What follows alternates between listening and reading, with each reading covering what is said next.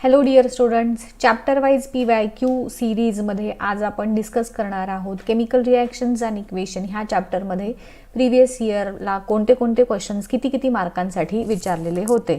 So इथं आपण पहिला जो इयरचा पेपर आहे मार्च 2018 साली तुम्हाला 1 मार्कचा क्वेश्चन ह्या चॅप्टरवरती विचारलेला होता. That is taking into consideration the relationship of the first pair complete the second pair. आता ह्याच्यामध्ये H2+O2 कॉम्बिनेशन रिॲक्शन असेल तर HgO गिव्ज Hg+O2 ही कसली रिॲक्शन असेल, ह्याच्या अपोजिट म्हणजेच डिकम्पोजिशन रिॲक्शन असेल ही. When crystals of copper sulphate are strongly heated the residue obtain. Copper सल्फेटला जेव्हा तुम्ही हीट करता तेव्हा कोणत्या कलरचा रेसिड्यू आपल्याला मिळतो, तर तुम्हाला माहिती आहे कॉपर सल्फेटचा कलर ब्लूइश असतो. जेव्हा तुम्ही त्याला हीट करता तर त्याच्यातले वॉटर ऑफ क्रिस्टलायझेशनचे मोलिक्युल्स रिमूव्ह होतात, निघून जातात आणि कलरलेस रेसिड्यू आपल्याला उरतो. हा सांगाल तुम्ही त्याच्यात. What is redox reaction? Oxidation reduction जेव्हा सायमल्टेनियसली होतात it is redox reaction.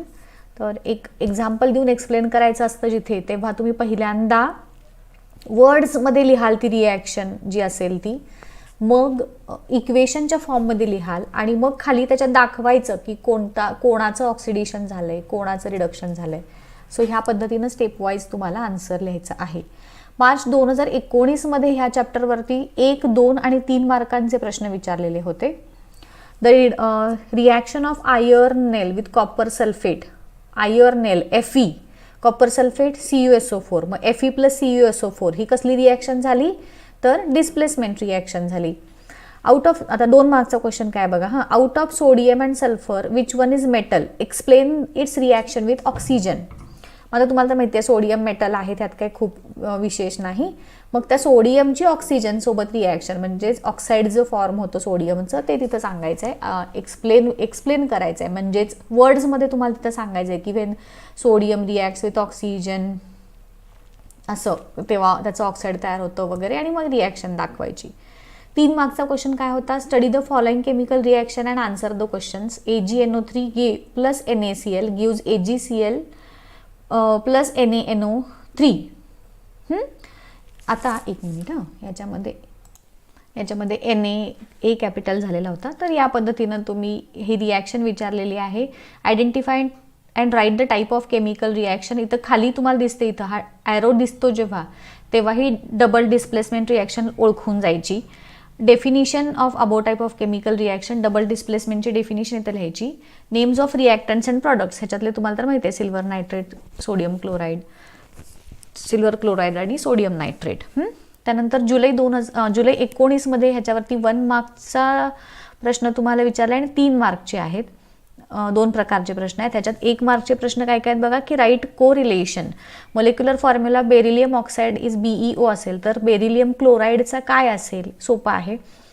Choose the correct alternative and write the statement. Combustion of coal in air is a combination, displacement, decomposition और double displacement reaction. Coal आहे, carbon आहे, plus air म्हणजे oxygen आला, मग त्याच्यापासून CO2 form होणार, म्हणजेच combination reaction झाली असं सांगायचं.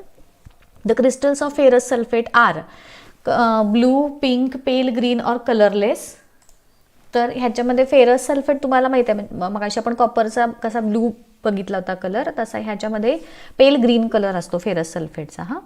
त्यानंतर 3 मार्कचा क्वेश्चन काय होता, explain the similarity and difference between 2 events namely adding NaOH to water and CaO2 water. तर ह्याचं एक्सप्लेनेशन मी तुम्हाला दिलेलं आहे. ह्या चॅप्टरचे एक्सरसाइजचे जे क्वेश्चन आन्सर्स आहेत त्याच्यात तुम्ही त्याच्यामध्ये रेफर करू शकता. मार्च 2020 ह्याच्यावरती 2 आणि 5 मार्कांचे प्रश्न विचारलेले आहेत. Complete the given chemical reaction CuSO4 plus Fe, ही तुमची डिस्प्लेसमेंट रिॲक्शन आहे, FeSO4 प्लस Cu होईल. 5 मार्कांचा क्वेश्चन ह्याच्या रस्टशी रिलेटेड विचारलाय. Observe the picture and answer the questions. What is rust, rust काय असतो. त्यानंतर केमिकल फॉर्म्युला ऑफ रस्ट तुम्हाला लिहायचा आहे. ह्याच्यात इथं हे बघा, हा इथं दिलेलाच आहे, हा जो Fe2O3.H2O हा केमिकल फॉर्म्युला आहे त्याचा. Write the reaction of oxidation of iron at anode. Anode reaction पण तुम्हाला इथं दिलेली आहे, कॅथोड रिॲक्शन पण इथं दिलेले आहेत. आणि करोजन म्हणजे काय, तर ह्या सगळ्या सोप्या आहेत एकदम. 5 मार्कांचा हा प्रश्न असा विचारला तर. जुलै 2020 मध्ये 1 मार्कचा प्रश्न काय विचारलाय बघा, conversion of ferrous sulphate to ferric sulphate ही ऑक्सिडेशन रिॲक्शन आहे.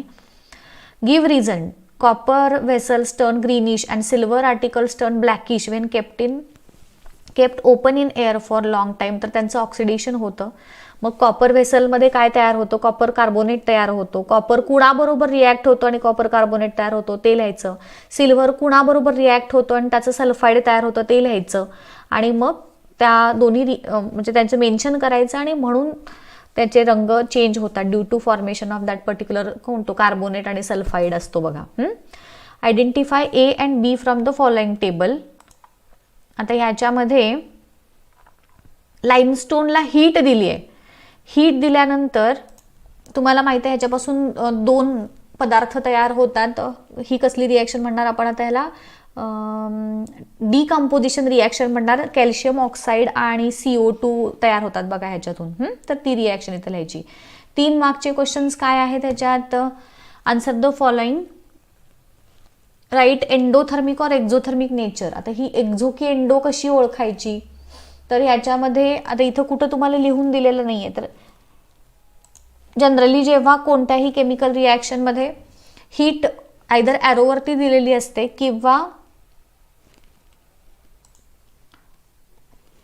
रिॲक्टंट साईडला जर हीट असं लिहिलेलं असेल तर मग तुमची रिॲक्शन एंडोथर्मिक असते. आणि जर प्रोडक्ट साईडला हीट असं लिहिलं असेल तर ती एक्झोथर्मिक असते. आता इथं कुठंच तसं काही दिलेलं नाही आहे. मग कसं ओळखणार, तर एक जनरल नॉलेज जसं म्हणतो आपण, तर ही जी रिॲक्शन आहे ही एंडोथर्मिक रिॲक्शन आहे पहिली. आणि दुसरी जी रिॲक्शन आहे ह्याच्यामध्ये ही काय म्हणतो आपण, न्यूट्रलायझेशन आहे. एक ॲसिड आहे एक बेस आहे. तो जनरली न्यूट्रलायझेशन रिॲक्शन ह्या एक्झोथर्मिक असतात. सो या पद्धतीनं तुम्हाला सांगता आलं पाहिजे. ऑक्सिडंट आणि रिडक्टंट ओळखायचं आहे ह्याच्यामध्ये. CuO + H2 give Cu + H2O. तर जनरली मेटल्स जे असतात ते रिडक्टंट असतात, लक्षात ठेवायचं. तर ह्याच्यामध्ये जो इलेक्ट्रॉन डोनेट करतो तो जो गेन करतो तो ऑक्सिडंट असतो आणि रिडक्टंट म्हणजे जो लूज करतो तो. मग आता ह्याच्यामध्ये CuO हा रिडक्टंट झाला बिकॉज कॉपर ऑक्साईड जो आहे त्याच्यामधनं कॉपर फॉर्म झालाय ना. सो ह्याच्यामध्ये H2 हा रिडक्टंट झाला आणि CuO चा ऑक्सिडंट झाला. ठीक आहे, म्हणजे ह्याच्यामध्ये हायड्रोजनला ऑक्सिजन ऍड झालाय. तो कुठून ऍड झालाय तर कॉपर ऑक्साईड मधून त्याला मिळालाय. सो Cu हा जो झाला तो ऑक्सिडंट आणि H2 हा रिडक्टंट. ठीक आहे. त्यानंतर मार्च 2022 सालचे प्रश्न आहेत त्याच्यात. 1 mark question, gold plated ornament is an example of electroplating, alloying, anodizing or galvanizing. तर ती इलेक्ट्रोप्लेटिंग झाली. त्यानंतर 2 मार्कचे questions, it is recommended to use airtight container for storing oil for a long time. मग ते रॅन्सिडिटीचं तुम्ही सांगाल ते एक्सप्लेनेशन. आणि type of chemical reaction identify करायचं आहे. पहिली जी आहे ती डिस्प्लेसमेंट झाली, दुसरी ऑक्सिडेशन झाली किंवा त्याला कॉम्बिनेशन पण म्हणू शकतो आपण. आणि तिसरी जी आहे ती पण तुम्ही डिकम्पोजिशन म्हणू शकता किंवा मगाशी सांगितली तशी एंडोथर्मिक म्हणू शकता.